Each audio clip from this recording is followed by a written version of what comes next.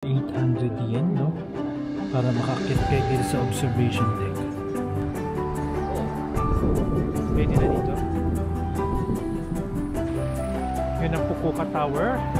And then, sa tapat niya, yan naman. Seaside Park.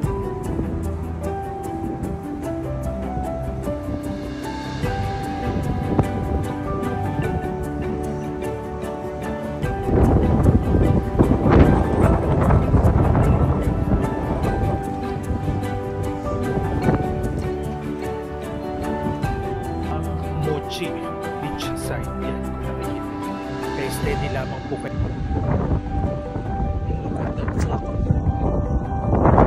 Tayo ng pampainit. Ayan si boss.